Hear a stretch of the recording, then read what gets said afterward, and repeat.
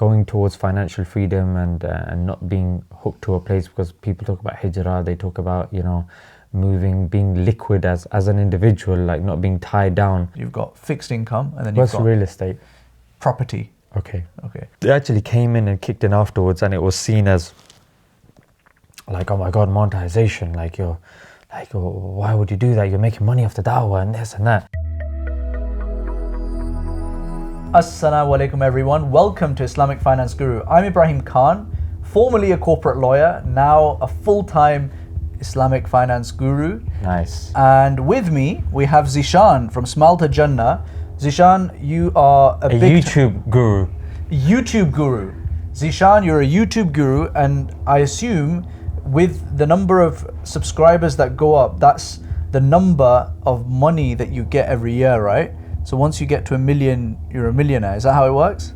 That is actually false. Is it false? It's actually false. Yeah. It's subscribers actually don't. A lot of people misconstrue this. They think the more subscribers you have, the more money you make.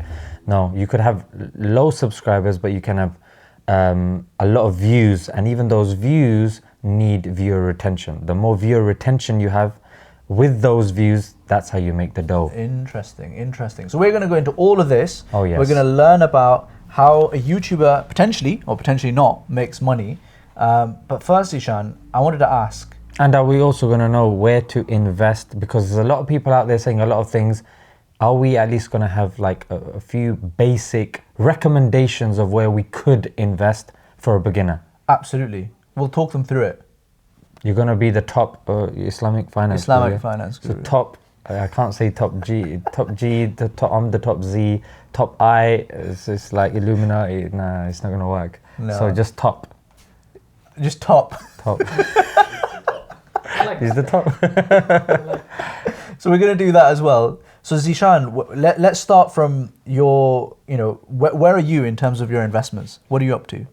So quite simply, I come from a very traditional mindset, which is take money out of the bank, keep it under the pillows. It can be taken anytime, and we don't understand that system or whatnot. So we're very traditional in our way of thinking, and we're still catching up to kind of the modern investments, especially nowadays, knowing about inflation and stuff like that. So I'm relatively still new at this. And are you? What's like the feeling that you came to it initially? Was it, I don't know, fear? Was it excitement? What were you thinking? I'd probably lean more towards fear and add responsibility, because when I quit my full-time job and started doing becoming self-employed, I wanted to diversify my inputs of income, and investment is something which you just can't escape. No matter where you hear from, you always hear people talking about investments. So yeah, I knew I can't escape from this, and it's worth me looking into this. And yeah. And what were the dead ends that you hit initially? Because when we were talking, you talked about a few dead ends, right? Yeah, when you watch videos, a lot of people are very obscure. They're not very clear. There's a lot of scam artists out there. You literally want somebody to hold your finger and walk you through it, and you don't know who to trust. There's no kind of credible organizations or credible personalities that I can say, you know what, I'm going to trust. There was one guy, but I ended up taking his advice, and it ended up being against Sharia. I mean, S&P 500 is something that it's kind of put forward as the safest, the most typical thing that you could do. But apparently, according to Islam, it's not the ideal thing. So yeah, that was a dead end. Lack of clarity of people, lack of, advice, expertise, availability. It's very difficult nowadays. Yeah. Fun fact, actually. So S&P 500 stands for Standard and Poor 500. Wow. And I've always found it interesting that we're talking about wealth, but hidden in the name is poor. Wow. That's. Are they going to make us poor, or are they going to protect us from being poor? I think it could go either way. Especially nowadays. You never know. Wow. You never know. So Zeeshan, talk to us about this, YouTube thing. How long has it been, right? You've been going for years, I think now. Yeah, I think it's been about 10 years, or 9 or 10 years that I've been doing it. I've been on YouTube helping other projects before that, but Smile to Jannah has been about 10 years. And what was the thing that started the whole thing off? I think, you know what it was? It was just like, I noticed that amongst our circles there was a lot of complaining. Oh, this YouTuber is doing this and you shouldn't be doing that and you shouldn't be doing this. What you should do is give alternatives. Have alternatives. Rather than moaning, put something in place. And that's what I went to a few people. I thought they were funnier than me. Thought they were better look. No, it's not possible. Sorry, a mistake there. They were better in a lot of different aspects, but they just weren't up for it. And with the deen, it's clear, isn't it? Like, it's not a joke. It's not fairy tale stories that we just tell our kids to put them to sleep. It's a reality. So I guess, alhamdulillah, Allah gave me the tawfiq that it did resonate with me, and I just wanted to share that with others. And seeing the negative influences that were there, just small things like having somebody of my skin color there, seeing people design their beards and stuff, and I'm of the opinion that you grow your beard out. So I was like, okay, if I'm not seeing that, and I was a teacher as well, and I was like, how do I make myself more credible to my students? And also the fact that rather than speaking to one or two people, imagine if you can speak to 100 people in one go. It's financially, it's in terms of investment, it's a viable or it's a better way of doing it. Rather than giving advice to 3 people, imagine if you can give that same advice to 100 people. Yeah, it's more beneficial. Absolutely. So bearing those things in mind, I thought, you know what, it's an interesting place to see and venture into. So Zeeshan, you've started, but it's a pretty tough gig. Yeah, I would definitely say it is, because with YouTube you get immediate feedback and people hide behind, that's where you said the thumbnails. Okay, now I know. Yeah. I would definitely say it's not the most easiest of gigs, because you get immediate feedback, because people hide behind their usernames and the obscure thumbnails. I mean, fairy, 23, tiger, $sign will be saying, yeah, your videos are rubbish, mate. And you have to develop you have to be very self-aware of what you're doing, why you're doing it. So it does help mature you, but for some people that haven't gone through that immediate, what do you call it? There's a really nice word. It's gone. I guess I just a good preparation. Unless you've been prepared, it can affect you negatively, and a lot of people have been negatively affected by people's comments and by people's messages and stuff like that. They can be ruthless. Do you still read them? I'll read a YouTube video's comments for about an hour. Oh, really? Yeah, because sometimes I may have maybe left something in there by accident. Maybe something wasn't blurred, maybe a Quran ayah was inaccurate, or maybe there's something in there that I should have taken out. So I need that feedback for the first half. The ulama watching will immediately tell you. It's not even that, you know what? Yeah, I see what you mean, yeah. Sometimes it was like my lawyer, like there was a lawyer brother that I know, he said, you know what, take that video down, take that bit out. That can cause you issues. So we have to be very careful with the people that are watching or whatnot. So yeah, so that, and then I might just be interested, like after a day, just dipping in, like what are the featured comments, like what did people enjoy about that video? Did people find that particular thing funny or appreciate, like what did people appreciate from that video? It's always good to have that feedback, but to rely on that feedback and to be kind of at the mercy of, no, not at that level. Do you do the pin of shame? No, because I did a couple of times before, but I had to check myself, like, why am I doing it? Why is it? Because that person has hurt my ego, or that person said that and I want to show people my response? So that process or that way of thinking you have to go through. The pinned comment will normally be something that I have said, or a comment that I really like that somebody has made, and I want people to kind of see the cleverness of that comment. Yeah.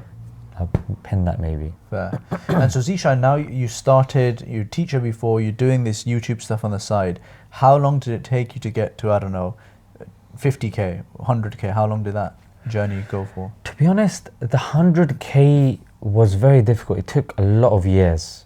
I can't pin down, maybe 5 years or so. Wow. It was really long, because the videos initially that I was doing required like a whole day of filming and then a whole couple of days of editing, because it was sketches and it was a lot of people involved and it was just me, I'd have to set the camera up and sometimes the focus would be off. It would be manual focus. Yeah, so it's not automatic focus. It would be like we have to stand at a distance, have a marker there, stand exactly there, and we couldn't flip it as well.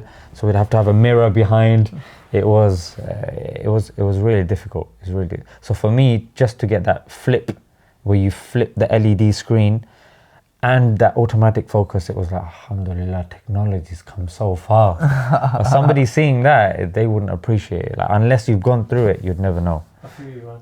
You know what I mean? Yeah. It's rough. That was some rough time. So you've got yourself a flip camera now. Oh, for real. And you're up to, now you're far past that. But up to that 100K mark, what was it that, looking back, you feel like you learned from that process? You know what, to reach 100K, if you're going through it slowly, it really tests your objective, your intention, why you're doing it. It solidifies your purpose. That's what it does. By 100K, you know the direction that you're going. By 100K, especially in dawah, because you're that old, you can't change anyway at that point. You know what I mean? And plus because it's slow, because dawah generally is slow, especially if you're non-controversial. I wasn't controversial. I wasn't picking fights with people. I wasn't refuting people, and I wasn't, subject to controversies. So naturally, progress was going to be slow. Do you want to refute anyone today? I thought that's what I was doing with you. So yeah, bro, like that's the way it was. It was slow, and by the end, it's you're like, you know what, alhamdulillah. Like I actually had a goal. I said by 100K, once I've done that, I can prove to people that you can reach 100K using comedy without using inappropriate, dressing, using women, using certain thumbnails, not using music, maintaining the sunnah, whatnot, without compromising a religion. I just wanted to show people it can be done. And then I wanted to do something else. But because it had become a part of my identity, I thought, you know what, I want to carry this on. I think I can take it in different facets, and like it doesn't have to be restrictive to just sketches. I can do different things using this platform. And Zeeshan, how's the da'wah scene evolved over the last decade or so? Because there's been so many more people, particularly online and digital YouTubers. You've got Muhammad Hijab, you've got Ali Dawah, you've got others out there as well. How has that evolution, happened, and where do you fit in? So there's different facets to the dawah scene. You've got like the Muhammad Hijabs. They'll be like professional debaters. Right. They come from a long line of professional debaters. Like you got, preceding him was Hamza Soutsis. Yeah. Then preceding Hamza Soutsis, I say Dr. Zakir Naik. Before him, Ahmad Didat. There might be other people that people may also regard as contemporaries of theirs, but I'm just talking about one sanad, one chain. Yeah. And that's what it was. So he's coming from that aspect, the academic aspect. Like he went to Oxford as well, and that's the trajectory that he took. Ali, on the other hand, he used to be somebody that would actually go to these Islamophobes. He would turn up outside the Telegraph or News of the World or whatnot with a mic, and he would do like these social experiments and speak to Tommy Robinson directly, Jada Franson of Britain's First and stuff like that. His thing was more kind of in your face. My thing initially was sketches, but then I went into political commentary using the backdrop of comedy. So my thing is mostly this social current affairs, which is more kind of digestible by people. It's not restrictive to that. It's taking hijab stuff, it's taking some of Ali's stuff, because I'll do a bit of Speaker's Corner.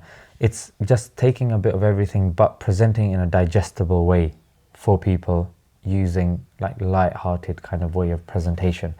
And how it fits in is because people associated religious folk a lot, because I come from a post 9/11 kind of time. I was in secondary school when that happened, so a lot of people were very averse to religion, anyone with a beard.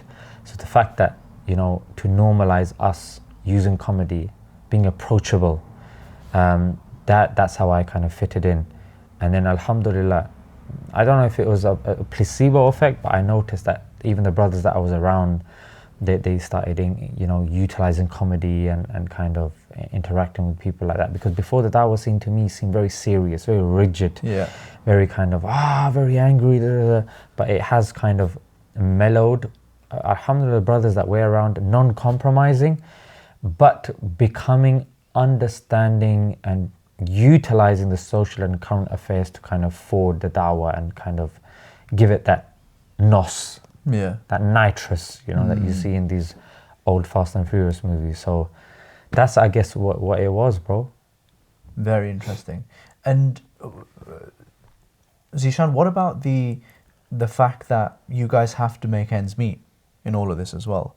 Because if you're running a channel that is to do with cars, there's a very clear way that you can monetize that and make a living. Yeah. And you probably drive a nice car as well. Stealing cars? That's another channel, I think.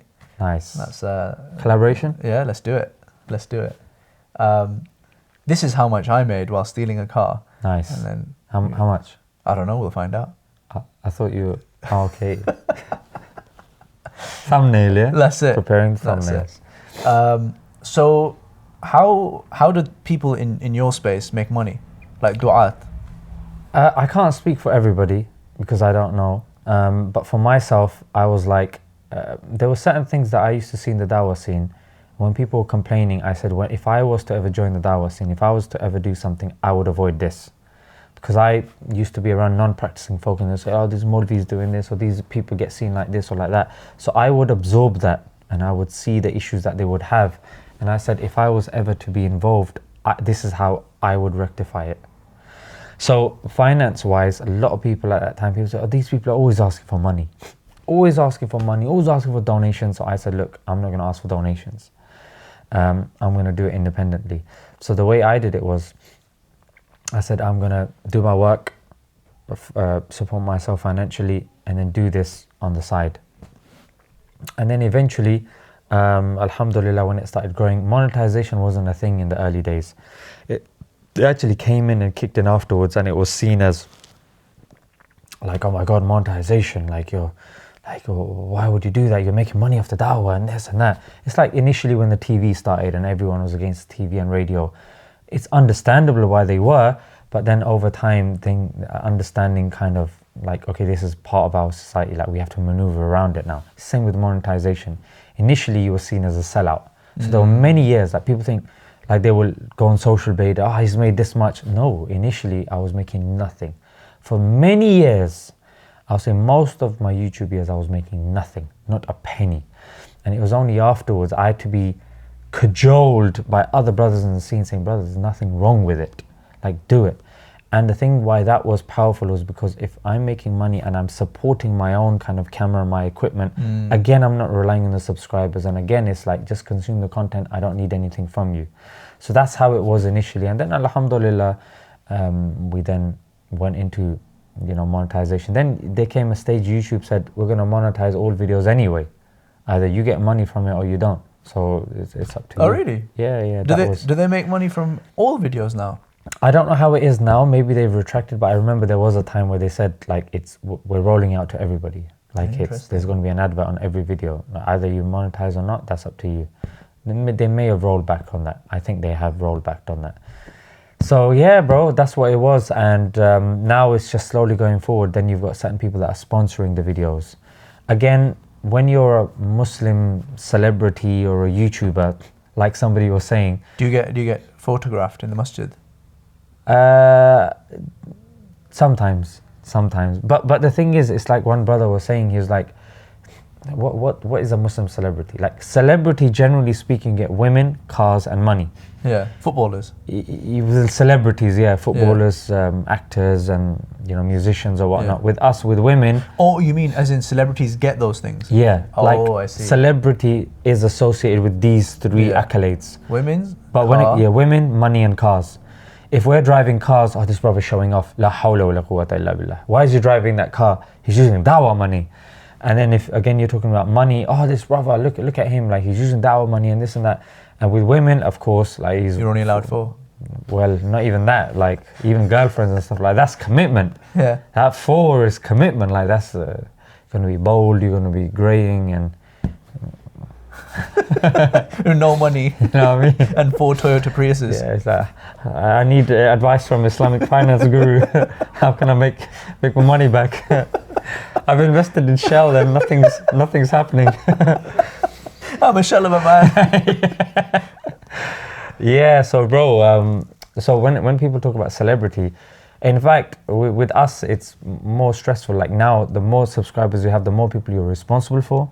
The more you have to read your adhkar because you're constantly in front of people and people, evil eye and all that sort of stuff.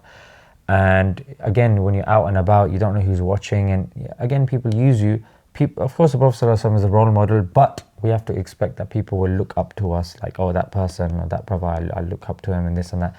It's not easy. That's why there's not a lot of halal Muslim YouTubers. There'll be a lot of dodgy ones that will then fall back on the rhetoric of only God can judge me and don't judge me and this sort of stuff, which sometimes people use as a get out of jail card. What causes that path in the fork in the path? There are two YouTubers that use that. They use the Islamic scene to then branch out into the mainstream. They've actually said it. I don't want to mention their names, but if you're from our area, you will know who they are. Sure. They've said in their podcasts that in order to do well, you have to start off with a niche. Start off with a niche, and once you've got a following, then branch out. That's the strategy they used. But then when they branched out and they had their Muslim followers condemning them for their un-Islamic actions, they were like, oh, why are you doing this? Why are you being so judgmental and this and that? It's because initially they used the Muslim scene. That's what it was. Yeah. And if you do that and then you're trying to you want to move on and people don't want to move on with you, then they'll say, oh, some people say, oh, where's this coming from? What do you mean, where's it coming? Their intention wasn't there to begin with. They wanted to use it and then go in their own trajectory. And do you think that Islamic organizations or companies or charities can do more to support creatives?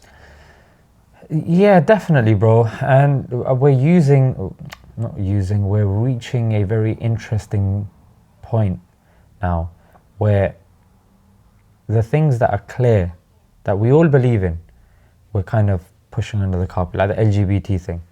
Like, if you want to get funding and stuff like that, you can't be clearly refuting LGBT. You can't be refuting Zionism.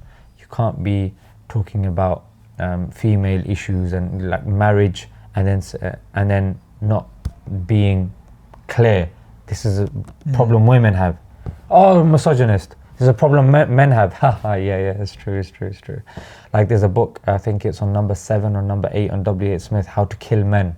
Oh, really? Yeah, it's on number 7 or 8 of bestseller, currently in W.H. Smith. So, and people you can just see the review, it's just very dark and very edgy and this and that. But if that was used against women, people would be like, whoa, cancel this person and this and that. So but things are becoming very difficult. Like, we're speaking against LGBT, Zionism and this and that. Again, ISOCs will be very hard pushed to invite us. So again, we're reaching that very interesting point of what you can be seen as speaking against and speaking. So like, they expect you to fall in place. The point that I'm trying to say is, this is a very interesting time where people thought that the boundaries are clear. Now people are like, that boundary is clear, but I just can't say this outside.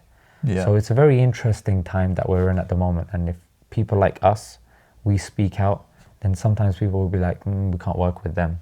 Or it's going to be it's going to be listen controversial. to them. Yeah. We'll support them in the background, but we can't work with them. So a charity would be very hard pressed to promote or to sponsor somebody like that. And Zeeshan, what about because you're dealing with a lot of Islamic positions and educate content and having to think around the different aqidah, fiqh type issues. Is there, and I see around us there's loads of books, what's your educational journey been like? Are there go-to scholars that you turn to and ask them questions? How do you think about that? I think because I've been through that time where there was a lot of talks on polemics, a lot of ISOC debates, or this person's from this sect or this person's from this sect and let's have a debate and this. I think we went through that about 10, 15 years ago. So about 15 years ago, it's quite big. There was a lot of online debates and stuff like that. HT in that period or? No, post like the Salafi kind of period. The Salafis, the Hanafis, the Deobandis, the Brailvis, and HT. Everybody was involved. Now we've simmered down. Like before, if you were praying a certain way, you'd be approaching the masjid saying your salah is batil, because you're not praying like according to the sahih opinion. Now we're just happy to see someone praying. Alhamdulillah, that's generally the opinion, and that's the thing.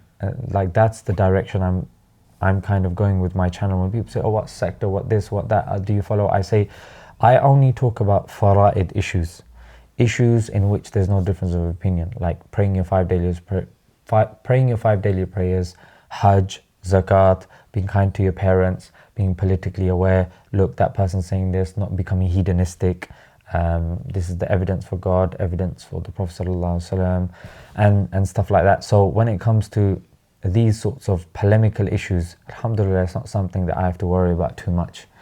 Of course, for my own self, it's very important. Talabul ilmi faridatun ala kulli Muslim. It's obligatory upon every believing person to seek obligatory religious knowledge. So, but in terms of my channel, that sort of stuff is not a direction that I kind of deal with, because there's plenty of people that are more qualified dealing with that sort of stuff. I'm just dealing with the people that need the bare bones dawah. Like that's where I am on the spectrum. Yeah. And I noticed that you've recently done a bunch of things in Hyde Park Corner and things like that. It felt You're talking about vandalism? Not that one. Okay. That felt to me like you were stepping outside of your comfort zone in some ways. I don't know if that's true or not. Yeah, definitely, bro. I would say when you're used to filming inside, going outside is definitely out of your comfort zone, because you're used to something. It becomes habit. Some say it takes 30 days to create a habit, some say 2 months, some say 4 months, whatever the case may be. Definitely we all agree it takes at least half a year. If you're doing something for at least half a year, it becomes habitual now. So definitely that was outside my comfort zone, but we come from a long line of polymaths anyway. A lot of our ulama, they were polymaths. They were people that had mastery of many subjects, and it's only post-industrial revolution that we're told to just focus on one particular aspect just so we can be part of the supply chain. Whilst, people stagnate. That's why they have these midlife crises or whatnot, because it's actually against human nature to be working for someone, to be told when you can go to the toilet, to be only doing one thing. You stagnate. You're like a pond. Yeah. Even fiqh, you're talking about fiqh. If you have a stagnant water, there's certain rules with regards to stagnant water and flowing water. So flowing water is more kind of safe, is more pure, is more clean, is more natural. Stagnant water is, you get algae growing on it, frogs going in and out, you fall into it, it's dirty, it's disgusting. So naturally, as human beings, it's more natural for us to kind of try different things. So and you what you're doing is just stimulating different parts of the brain, and you should always be doing stuff that you're uncomfortable with. That's life. You only live once, but not in the sense that you start doing silly and mad stuff, but in the sense that you're making the most of your existence, that when you stand in front of Allah, you can say, Ya Allah, I did my best. Makes sense. So Zeeshan, I wanted to ask you, what are your top tips for someone who's, I don't know, in his late teens, early 20s, he's watching this, he's been inspired by you, and he's thinking, actually, I want to make my contribution. What would your top tips be to someone like that? My top tips would be, number one, go into a field that is your strength, because you're going to be doing this for a long time. It might not work for a year, 2 years. You might only have a handful of people watching you. As long as it's enjoyable to you. If you're a writer, write. Do a blog. Contribute to like a news website or something.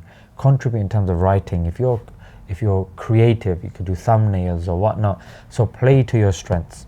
Number two, hang around people of knowledge. Because you need like an anchor. If you're kind of if you're not attached to something, you're going to be like a leaf that's going to be blown here and there. Literally. And there's no value of a detached leaf from a tree. Once you're attached to a tree, you're receiving nutrients from it. You're of value. You're growing. You're evolving. But when you're detached, you don't have much significance. So I would say stay attached to the people of knowledge, to the masjid, to ilm, to knowledge. And third thing is be consistent and be persistent. Like, that's very important. The Gen Zs nowadays, it's like what motivation guy was saying, that the Gen Zs are very impatient. They jump from tree to tree, and people that are succeeding, it's not that they're very talented, it's just that they outlast those Gen Zs that don't have a lot of passion, that don't have a lot of patience. So having patience, which is taught to us via our religion. So those would be my 3 top tips. Brilliant. Zeeshan, I'm going to do something different here. Do it, because bro. we need to something live up to your different. promise Yeah. that you promised the viewers on that they're going to walk away with actionable tips Do it. on investing. So we're going to kind of reverse roles here, which is that I need to explain to you how investing works Right. really, really quickly. Right. And whenever I say something that goes over your head, just shoot me down and be like, actually, hang on, stop. What's that? Make sense? Let's do it. All right, let's do it. So there's 3 big buckets when it comes to investing. You've got real estate, you've got fixed income, and then you've What's got real estate? property. Okay. Okay. So then you've got fixed income, where you get a regular return from something. Yeah. For example? For example, you could invest in an Islamic bond, sukuk, for example. Don't know what that is. What's What's a bond? So a bond is where the government, the UK government, might issue an interest-bearing loan, and it gives you interest on that. Now, an Islamic version of that is the UK government will sell some property that it has to the market, and it says that actually we'll lease it back from you guys, and we'll pay you rent on that. And so they effectively say that there's a property and you're getting paid rent on it. So it's like a fixed return based on property. Okay, great. Cool. Okay, so we've got real estate, we've got fixed income, which is kind of like, property in some ways. And then you've got alternatives. So alternatives are everything else, usually on the higher risk end of the spectrum, medium to high risk. And they include things like investing in companies, they could be private companies, it could be investing in forestry, it could be investing in gold, it could be investing in all sorts of cryptocurrency would fit into that. So you've got these 3 big buckets now, and let's chuck in stocks and shares as well. Before you do that, the first 2 are the safest, yeah? Yeah. The fixed and the real estate. Yeah. So fixed, real estate, and the third one was alternatives. And now you got stocks and shares. Yeah, let's chuck in stocks and shares as well. it. So stocks and shares are publicly listed larger companies, and that means that you'll be able to easily come in and out of them. A lot of the issues with real estate, fixed income, and alternatives is they're not as liquid as publicly listed equities. So if you need to get your money out quickly, you can't do that necessarily, but usually they do give you a bit of a better return. But then you've got the stock market. The stock market is a nice mix where you can invest for the long term, you can invest for the short term, you can invest in a basket of different companies, you can invest in an individual company. It's basically a different game or a different format of investment. So that's the 4 different types you've got. Now, the question is, where do you park your money across these 4 different areas? That will depend on your unique circumstances. So what do I mean by that? Let's give an example of someone who has £50,000 to invest. They are 30 years old. They have already got themselves an Islamic mortgage, they've got the house sorted, they're married, and they're now investing that 50,000 for the long term for growth. They don't need this money. They can survive off the rest of the money. They've already got their pension sorted as well. This is just growth money. So for someone like this, their risk appetite is high because they're pretty young, so they're going to make that, they can make that money work for a long period of time. And if it fails, they can potentially get it back, right? So that risk appetite is high. Their liquidity requirement is not high. They don't need liquidity. So the ability to get the money out quickly. They don't really care about getting that money out quickly as long as it makes the best return. So they actually really want to get the best returns that they can do. Do they care about losing that money? I think they wouldn't like to lose that money in its entirety for sure, but they'd be willing to take a bit of a risk and put at risk maybe 30, 40, even 50% of it in the promise or in the pursuit of really accelerating their growth, let's say, right? So that's this person, he's got 50,000. So if you've got 50,000, then I probably wouldn't mess about too much with fixed income for this person, because fixed income, the downside of fixed income is usually you don't see much more of a capital appreciation. You usually only see it, stagnant. It gives what does that mean? As in, it'll give you a return, but you won't see the capital appreciate. It's just the pure income. What's capital appreciation? So let's say you've got 100 quid worth of a property with a fixed income investment. The the investment will only give you the rent. Even if the property is increasing in value, you're not seeing any of that. Do you see? So it's just the income. And so that means that over a long period of time in an inflation environment, if you're getting 2, 3, 4, 5% income, that's nice, but it's not really going to move the needle, because inflation, if inflation is 10%, that's long term, it doesn't really make sense. So I would probably park something like fixed income for someone like this, or maybe you could chuck in a 5% or something, but not so relevant. Real estate, on the other hand, this is really interesting because this will give you that capital appreciation.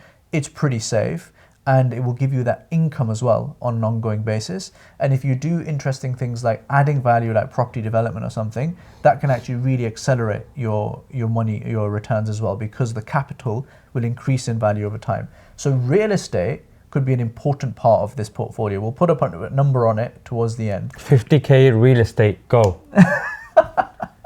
No, don't do that. Don't do that. Don't do that. No, because 50k is too much, isn't it? Because that's your entire pot. You put it into real estate. Don't do that. 49k, go. Save the 100k just in case you go broke. So you've got real estate, and then you've got alternatives. This is my favorite. So alternatives is where you get the long-term growth in a portfolio. So this is where you got the angry people on the phones getting really stressed out, or people jumping out of buildings and stuff like that. That's what that happens, isn't it? No. That's actually the stock. That's the public. That's the stock exchange. Yeah. So we'll get to that bit. We'll get to the stocks as well. So alternatives is you're usually going to be investing into something that's going to give you a return of double digits. You're aiming at 20% plus, ideally more than that, but you're not going to see that money back for at least 5 to 10 years. So that's the downside, right? And usually this stuff comes with a lot of tax breaks as well. So there are tax schemes in the UK where if you put in £1,000 into something like this, you can get back 500 quid of that as a tax How do we rebate. know about, what has, like, apparently there's like a 20k ISA? Yeah. Is that what it is? We'll talk about that as well. Yeah, which is 20k that you invest and there's no tax on it. Yeah. And then you're talking about these tax breaks. Like, is there like a place that we can know about this stuff? Like, no one talks about this stuff. Yeah, we're doing it. So this is going to be edited out, isn't it? No, we'll keep this in for sure. So alternatives, venture capital is the key buzzword that you're looking for when it comes to these tax efficient investments. And EIS or SEIS is the name of the tax scheme that you're looking for. We deal with stuff like this, and basically anyone who deals with venture capital in the UK will have some, they will use this tax scheme because there's so much benefit to it. So that's alternatives. In there you've also got crypto. In there you might even have some kind of higher yield income investment. So at the moment we're dealing with an investment that makes 10% per annum. So this is technically income, but because it's more on the riskier end of the spectrum and it's giving you that higher yield, we classify it as in the alternatives bucket. And then you've got stocks, the stock exchange. So to invest in stocks, again, best to do it via one of these tax efficient wrappers called an ISA. And what that means is every year you get 20k that you can put into an ISA, and all of that money is tax free thereafter. So any capital gain, any income, anything, all of that is tax free. And so if you're going to invest in the stock exchange and you're in the UK, then you should do it via an ISA. How do you do this? So you set up a broker account with, I don't know, an AJ Bell, Free Trade, Trading 212, any of these stock brokers, basically. And is Vanguard one of them as well? Vanguard will do it as well. I don't actually know if Vanguard have their own stock brokerage or if they're just a fund manager. I don't think they have their own app, but you can invest in funds that they offer. So let's say you've set up one with AJ Bell, right? Let's do Free Trade. All right, Free Trade, right? So you've got one with Free Trade, and you go on there and you look for Shell, and you can buy Shell. But that's an individual company, so that's a little bit riskier. So ideally, if you know what you're doing, you can do that, fine. But most people won't know what they're doing, so it's better to go for an Islamic fund, like let's say the HSBC Islamic Fund. iShares is another Islamic fund. They've got their offering. There's a number of them. They're on Free Trade, yeah? I think so, yeah. So if you just search Islamic, you'll find the list of the funds that come up, whichever ones are available on Free Trade, or try Sharia Islamic. They always use the same words, and then you'll be able to choose them, and you can look at what they're returning. by and large, they're all much of a muchness in the sense that they are investing in a basket of large publicly listed companies that are halal. So there's already relatively, they're picking from the same bunch, and they're making, some of them might be emerging markets, some of them might be US. So you get a few different flavors. You might pick 2 or 3 like that, and that's your stocks sorted. Now, the final question is, how do you distribute across this, these type of investments? So one approach could be that you say, okay, the alternatives is important for me for the growth aspect. Let me put 25%, 30% into that. And then stocks and shares, I like the fact that it's liquid. I like the fact that it can grow over time as well. I know that at the moment in the market, people are adjusting a little bit away from public markets into private markets. So perhaps I don't want to go too heavy, maybe 20%, right? So now you've got 50% there, and then 50% for real estate. You can, park that in there, and that's I'm very unlikely to lose that money bit of the portfolio. And the 30% is the growth bit of the portfolio, and the 20% is a bit of both going on. And there we have it, 50k invested. Nice. It's a bit odd this now, isn't it? Because normally you would be the person who finishes off. Now I'm finishing off. Oh, we finished already? I'm still broke. Mashallah, that was helpful. But also, to fast track all this, you don't plug your website enough. You have all of this on your website, yeah? Yeah. And what, you some sort of Molvi or like, what's the... What's the crack? Yeah, no, I mean like, you actually have a financial background. Like, where have you studied? So I did PPE, Philosophy, Politics and Economics from Oxford. Then I did a master's in Islamic Finance, did my Alim course with Sheikh Nadwi, then spent a few years in corporate law, where I was involved in putting together some of these kind of, private equity alternatives deals. Then did a diploma in financial advice, wealth management, and this is my passion. So we've been running IFG for about seven or so years now. We get about, I think, 1.5 million or so people using the website or hitting our socials every month. So alhamdulillah, you can pretty much find most things on there these days. So in other words, you are somebody that has experience in this field. You have a website in which people can use as a vehicle to invest. You've got tutorials, you've got information on there that people can access as well. And you're going to be giving me some money as well. Yes, exactly. Nice. Exactly. So education will get you sorted on that. A verbal contract is binding in the state of Texas. Oh, is it? Yeah. So I'm going to be expecting that check. It's on camera. There we have it. On that bombshell. Cut. You're clearly successful, so I could do with some money. Yeah. Alhamdulillah. No, Zeeshan, it's been a pleasure. No, likewise. It's been great hanging out. No, Jazakallah, and I think this is a very important thing to kind of discuss, put this out there as well, and the fact that obviously you are doing this full time. Very much so. So there you go. It's definitely worth people checking it out and taking investment seriously, because especially in the current climate, going towards financial freedom and not being hooked to a place, because people talk about hijrah, they talk about moving, being liquid as an individual, like not being tied down. So having investments and having knowledge of this is actually very good, because we see people going places, they'll take their laptop out, they'll work on it for an hour, and then I've made this much, and you're like, subhanallah, I have to go there toiling and working hard and doing this, and that guy pressed a few keys and that guy's he's made it. So having this knowledge is, do you have conferences and stuff, or do you have events that people can come and learn? Yeah. So if you sign up to the mailing list, we do have events that we do hold regularly. We actually have a book coming out. So inshallah, in later this month, May 2023, we've got a book published by Wiley coming out on the Wiley, the rapper. Yeah, that's the one. No. The publisher. Oh, forget that then. So we'll be doing a book tour where we'll go to some of the big masajid across the UK.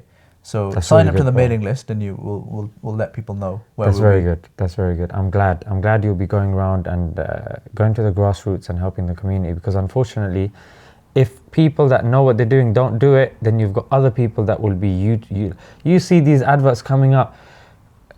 You know, as an ummah, we need to do this, and this. That's why you should sign up to my course, and you'll be able to make this much in this many days. And what do you think about stuff like that? It upsets me. That's why we've switched off. Is it because you haven't done it? No, definitely not. That's why. Why are these things dodgy, bro? Because they probably still come in front of our videos now. Like, how can you tell from these scams and why are they dodgy? So we at the moment anyway, we don't charge. We don't have any monetization for this precise reason. That I'm worried about these kind of, I think, semi-scammers out there who do this sort of thing. I think it's just like, you know, your pattern recognition. Wealthy people, are they attending these courses and becoming wealthy, or are they taking a different path to becoming wealthy? It's definitely a different path. So why are you telling poor people, vulnerable people, to take a different path to becoming wealthy? Well, you're doing that because they're the only ones gullible enough to believe in that. So rather than listening to what, you know, are the words coming out of that person's mouth, just look at what successful people have done and just copy them. So follow the actions rather than the words, is what I'd say. That's a shorts in itself. You know, how to avoid Muslim entrepreneurs, scammers or whatnot. Do something with that. Zeeshan, it's been emotional. It's been a pleasure. I know. You've had a cooker delivered. I absolutely have. During the podcast. You've never heard that before. Alhamdulillah. We'll be back and we'll check out the cooker. We'll check out the produce of the cooker. We'll be eating out for sure. Inshallah. I'm not wasting the cooker on you guys. May Allah bless and preserve the cooker. The cooker. Alhamdulillah. Alhamdulillah.